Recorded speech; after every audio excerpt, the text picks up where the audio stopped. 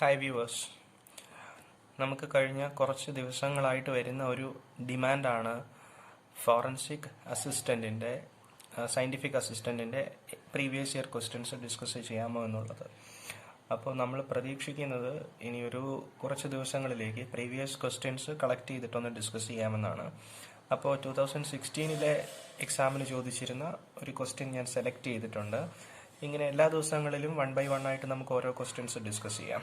So ഇവിടെ for what value of alpha and beta do the equations capital Q equals Q raised to alpha cos beta P, capital P equals Q raised to alpha sin beta P represent canonical transformation? ഇതാണ് question. അപ്പോൾ ഒരു transformation canonical ആവുന്നതിനുള്ള condition നമ്മൾ ഇതിനു മുൻപ് net പ്രിപ്പറേഷന് വേണ്ടിയിട്ട് ചെയ്തിരുന്നു. അതെങ്ങനെയാണ്? ആ രണ്ട് വേരിയബിളിൻ്റെയും പോയ്സോൺ ബ്രാക്കറ്റ് 1 ആവുക എന്നുള്ളതാണ് അല്ലേ. അതായത് കണ്ടീഷൻ എങ്ങനെയായിരുന്നു? Doh capital Q by Dr small Q into doh capital P by Dr small P minus doh capital Q by Dr small P into doh capital P by Dr small Q equal to 1. ഈ condition satisfy ചെയ്യണം. അപ്പോൾ ഇതിനകത്ത് small ക്യൂവും small പിയും old set of variables ആണ്. Capital ക്യൂവും capital പിയും new set of variables ആണ്. അപ്പോൾ ഓൾഡ് സെറ്റിൽ നിന്ന് ന്യൂ സെറ്റിലേക്ക് ഒരു ട്രാൻസ്ഫോർമേഷൻ നടന്നിട്ടുണ്ട്. ആ ട്രാൻസ്ഫോർമേഷൻ കാനോനിക്കൽ ആവണമെങ്കിൽ ഈ കണ്ടീഷൻ അവിടെ വാലിഡ് ആയിരിക്കണം.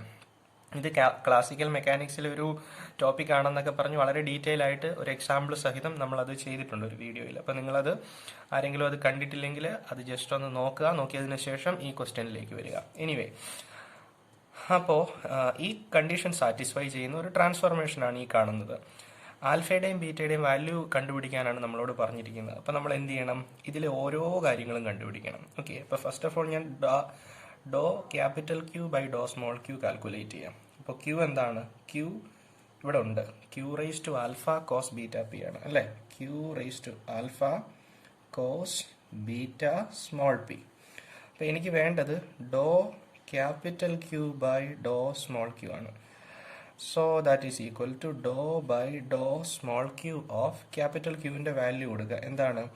Q raise to alpha cos beta P അല്ലേ. ദിസ് ഈസ് ഈക്വൽ ടു, അപ്പോൾ ഇവിടെ ഈ ഫംഗ്ഷനെ നമ്മൾ ഡിഫറൻഷിയേറ്റ് ചെയ്യുന്നത് with respect to small Q ആണ്. അപ്പോൾ സ്മോൾ ക്യൂ ഇല്ലാത്തതെല്ലാം കോൺസ്റ്റന്റ് ആണ്.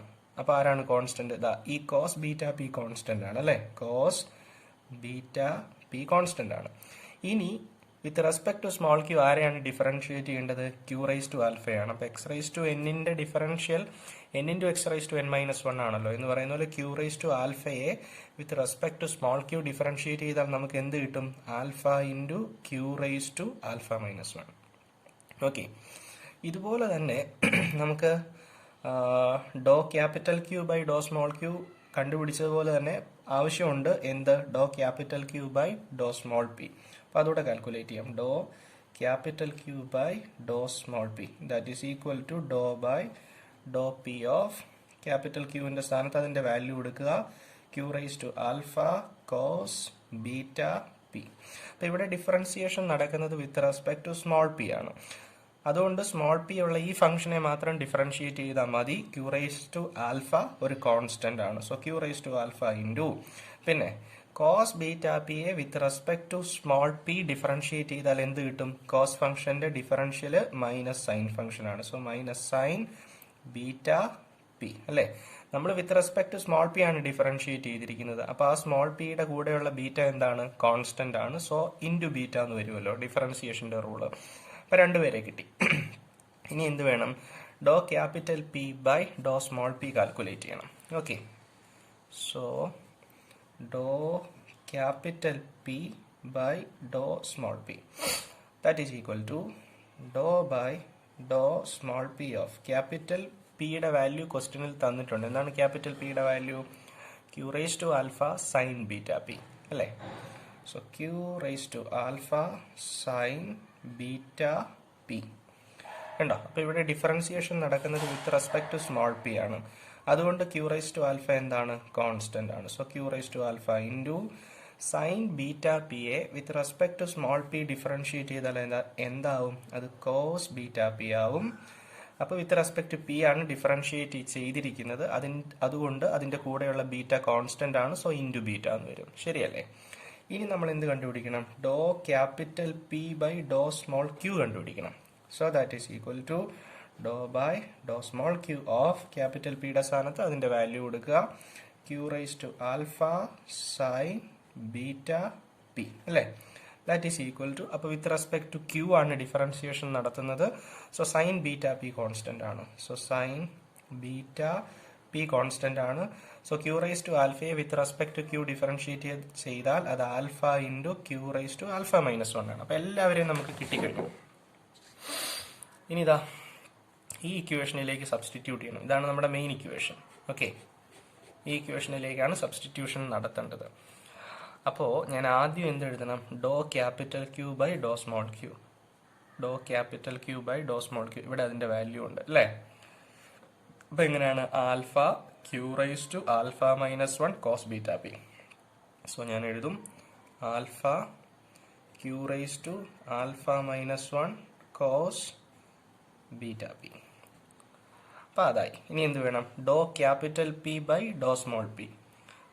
ഡോ capital P by Dr small P നമ്മൾ കാൽക്കുലേറ്റ് ചെയ്തിട്ടുണ്ട്. അതെന്താണ്? Q raise to alpha cos beta P into beta. അപ്പൊ അത്രയായി. മൈനസ് ഇനി എന്താ വേണ്ടത്? ഡോ capital Q by Dr small P. Doe capital Q by Dr small P നമ്മുടെ കയ്യിലുണ്ട്. അതെന്താണ്? Q raise to alpha minus sine beta P into beta. അപ്പോൾ ആ മൈനസ് കൂടെ വരുമ്പോൾ അതാ ഇവിടെ എന്താവും? പ്ലസ് ആവും. പിന്നെ ഈ ടൈം അങ്ങോട്ട് എഴുതിയാൽ മതി.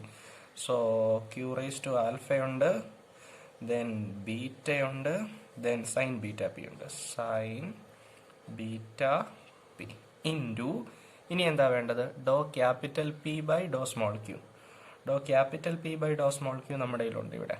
അത് സബ്സ്റ്റിറ്റ്യൂട്ട് ചെയ്താൽ മതി. അപ്പോൾ അതിനകത്ത് ആൽഫയുണ്ട്, Q raise to alpha minus 1 ഉണ്ട്, സൈൻ ബീറ്റ പി ഉണ്ട് അല്ലേ? ഇനി ഇതിനെ സിംപ്ലിഫൈ ചെയ്യണം. അപ്പോൾ ഇത് എന്താവണമെന്നാണ് condition? It should be equal to 1. ഇനി നമുക്ക് തനിയെ അത് ചെയ്യാം. അപ്പോൾ നോക്കുക, ഇവിടെ ആൽഫ ഇൻറ്റു ബീറ്റ അല്ലേ? അപ്പോൾ അതിനെ ഞാൻ കളക്ട് ചെയ്തു, ആൽഫ ഇൻറ്റു ബീറ്റ. പിന്നെ എന്താണ്? Q raise to alpha minus 1 into Q raise to alpha. അപ്പോൾ X raise to M into X raise to N എന്ന് പറഞ്ഞാൽ X raise to M plus N ആണല്ലോ. എന്ന് പറയുന്ന പോലെ Q raise to alpha minus 1 plus alpha എന്ന് വരും. അപ്പോൾ ആൽഫ പ്ലസ് ആൽഫ എന്താവും? 2 ആൽഫയാവും minus 1 into cos beta P into cos beta P എന്താ? കോസ് സ്ക്വയർ ബീറ്റ പി അല്ലേ? പ്ലസ് അതുപോലെ തന്നെയല്ലേ ഇവിടെ വരുന്നത്? നോക്കി, ഇവിടെ ഒരു ആൽഫയുണ്ട്, ഇവിടെ ഒരു ബീറ്റ ഉണ്ട്. അപ്പോൾ അവരെ കളക്ട് ചെയ്തു, ആൽഫ ഇൻറ്റു ബീറ്റ. പിന്നെ Q raise to alpha into Q raise to alpha minus 1. അതപ്പോൾ തൊട്ട് മുമ്പേ കണ്ടതുപോലെ തന്നെ അതെന്താണ്? Q raise to 2 alpha minus 1 ആണ്. Into sine beta P into sine beta P. അതെന്താ? Sine square beta P is equal to 1. ഈ രണ്ട് ടേമിൽ നിന്നും കോമൺ ഫാക്ടർ ആയിട്ട് ആൽഫയും ബീറ്റയും Q raise to 2 alpha minus 1 outside എടുക്കാം. So alpha into beta into Q raise to 2 alpha minus 1. അത്രയും പുറത്തു പോയാൽ ഇവിടെ എന്താണുള്ളത്? Cos square beta P plus ഇവിടെ എന്താണുള്ളത്? Sine square beta P is equal to 1. നമുക്കറിയാം cos square theta plus sine square theta 1 ആണ്. അപ്പോൾ ഈ ടേം അവിടെ ആവശ്യമില്ലല്ലോ? ഇല്ല. എന്താ അതിന്റെ അർത്ഥം? ഈ ടേം 1 ആവണം അല്ലേ? So alpha into beta into Q raise to 2 alpha minus 1 should be equal to 1. ഇനി ആലോചിച്ച് നോക്കാം. അപ്പം ഈ പ്രോഡക്റ്റ് 1 ആവണം. അല്ലെങ്കിൽ ഈ 3 പേരുടെയും പ്രോഡക്റ്റ് എടുക്കുമ്പോൾ 1 ആണ്, അവിടെ ക്യൂ ഒന്നും ഇല്ല. അപ്പോൾ ഈ ടേം വരാൻ പാടില്ല. ക്യൂ ഉള്ള ടേം വരാൻ പാടില്ല എന്ന് പറഞ്ഞാൽ ക്യൂ റൈസ് ടു എത്രയാവണം? 0 ആവണം. അങ്ങനെ വന്നല്ലേ പറ്റൂ. കണ്ടീഷൻ ഇതാണ്, Q raise to 2 alpha minus 1. Q എന്ന ആ ഒരു വേരിയബിള് റൈറ്റ് സൈഡിൽ ഇല്ല, റൈറ്റ് സൈഡ് 1 ആണ്. അപ്പോൾ പിന്നെ ഈ ക്യൂ ഇവിടെ വരാൻ പാടില്ല. എന്ന് വെച്ചാൽ ക്യൂ റൈസ് ടു എത്രയായിരിക്കണം? ക്യൂ റൈസ് ടു 0 ആയിരിക്കണം അല്ലെ? ഒരു ക്വാണ്ടിറ്റി വരാൻ പാടില്ല എന്ന് പറഞ്ഞാൽ മൾട്ടിപ്ലിക്കേഷൻ ആയിട്ട് നിൽക്കുമ്പോൾ ഒരു ക്വാണ്ടിറ്റി വരാൻ പാടില്ല എന്ന് പറഞ്ഞാൽ അത് 1 ആണ്. 1 എന്ന് പറഞ്ഞാൽ ആ ക്വാണ്ടിറ്റി റൈസ് ടു 0 എന്നാണ്. അപ്പോൾ അതാണ് ഞാൻ കൊടുത്ത ഒരു അസംഷൻ. ഇനി ആലോചിച്ച് നോക്കിക്കേ, 2 ആൽഫ മൈനസ് 1 അല്ലേ 0 ആണ്. So 2 alpha minus 1 is equal to 0.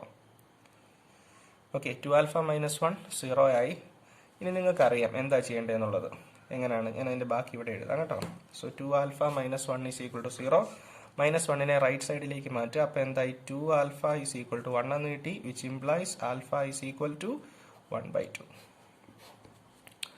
ശരിയല്ലേ? 2α - 1 = 0. -1 ഇപ്പുറത്തേക്ക് മാറ്റുക. സോ 2α = 1. സോ α = 1/2 അല്ലേ? അപ്പോൾ α 1/2 കൊടുത്തപ്പോൾ ഈ ടൈം എത്രയായി? ഇത് q⁻0 ആയി, 1 ആയി. ഇനിയുള്ളത് എന്താ? α × β = 1 അല്ലേ? സോ α × β = 1. അതിനകത്ത് α എത്രയാണ്? 1/2 ആണ്. So 1/2 × β = 1, which means β = 2. ഇങ്ങോട്ട് മാറ്റുക, 2. കണ്ടോ, വാല്യൂസ് കിട്ടിക്കഴിഞ്ഞു. So α = 1/2, β = 2. This is the answer. അപ്പോൾ ഓപ്ഷനിൽ 4 ഓപ്ഷൻ തരും. ഒന്ന് 1/2 2, അടുത്തത് 2 1/2, അടുത്തത് 1 1, അടുത്തത് 2 2, അങ്ങനെ 4 ഓപ്ഷൻ ആയിരിക്കും. ഞാൻ ഓപ്ഷൻ ഒന്നും ഇവിടെ മെൻഷൻ ചെയ്തില്ല. Anyway this will be our answer. α = 1/2, β = 2. Question എന്തായിരുന്നു ചോദിച്ചിരുന്നത്? For what value of alpha and beta? ഈ ട്രാൻസ്ഫോർമേഷൻ കാനോനിക്കൽ ആവുന്നത് ആൽഫയുടെയും ബീറ്റയുടെയും ഏത് വാല്യൂവിന് കറസ്പോണ്ടിങ് ആയിട്ടാണെന്നാണ്. അപ്പം നമ്മുടെ ആൻസർ ആൽഫയുടെ വാല്യൂ 1/2, ബീറ്റയുടെ വാല്യൂ 2. ഓക്കെ, അപ്പോൾ എനിക്ക് തോന്നുന്നത് നിങ്ങൾക്കിത് മനസ്സിലായി എന്നാണ്. എനിവേ, നിങ്ങൾക്ക് ഈ ഒരു ലെക്ചറിങ് ഹെൽപ്ഫുൾ ആയിട്ടോ ഇൻട്രസ്റ്റിംഗ് ആയിട്ടോ തോന്നുന്നുണ്ടെങ്കിൽ നിങ്ങൾ തീർച്ചയായിട്ടും സബ്സ്ക്രൈബ് ചെയ്യുക. ഓക്കെ.